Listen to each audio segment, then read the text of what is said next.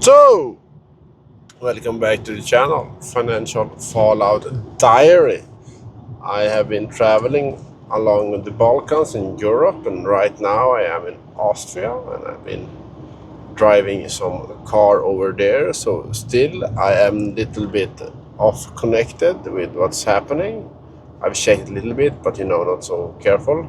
But if I see that the silver spot price took a really hit during the week, it's down to like 58, something like this, $58 an ounce, and that's pretty low. So it should be fun to know what the reason is. If it's because of a lot of sellers, or is it just because the banks are going short, or what's happening?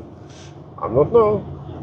But it would be cool to check to understand what's happening, because the silver pricing has like no connection with reality. It looks like so.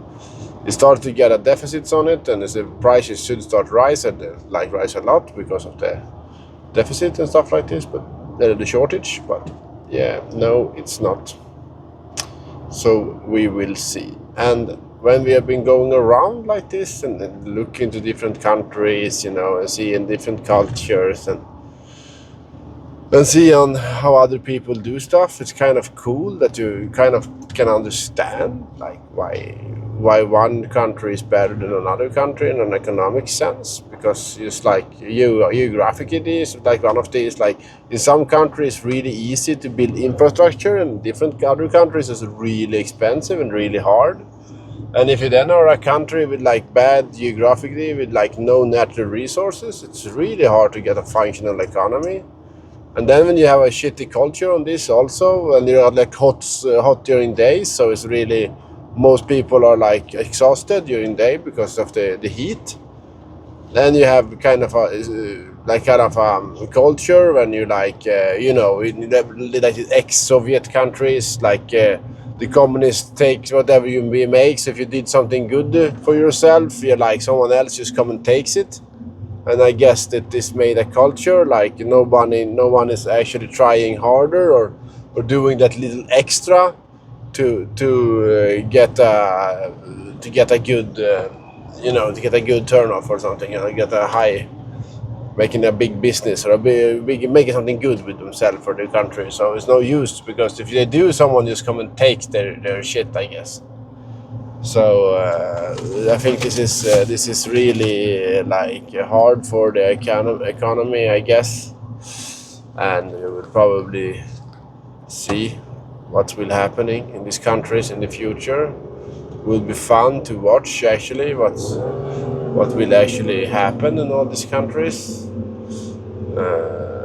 So this will be really fun, because I think that the rest of the world is gonna hit also a lot of these problems with the collapse of the demographies and stuff like this. So when the people, so maybe this country will do a little bit better, because I guess they're religious and a little bit more conservatives, and they get a little bit, maybe could get a little bit more babies, and in the future maybe a little bit better economies. I don't know, we will see.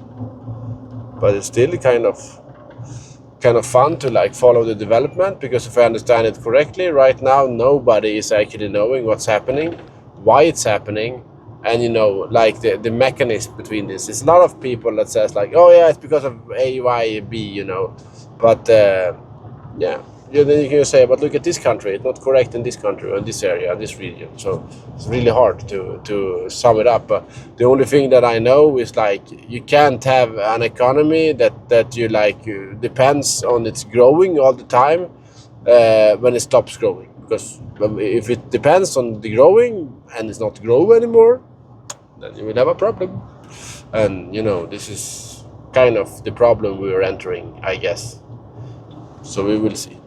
And we will see if we become one of these countries. And actually, this is not so bad, because most of these countries, the people I've been visiting and people I've been talking to, even if we have much higher efficiency and, much higher, much better at most economic stuff, we like doesn't have this culture, this connection to each other in my country. We don't have this like being together, being as a friends kind of thing. and they are much better with this connection with each other and making like a better societies this way. So they lose some on the economics and in the efficiency, but I guess they win some, by just having a better connection to each other and being better humans to each other, I guess.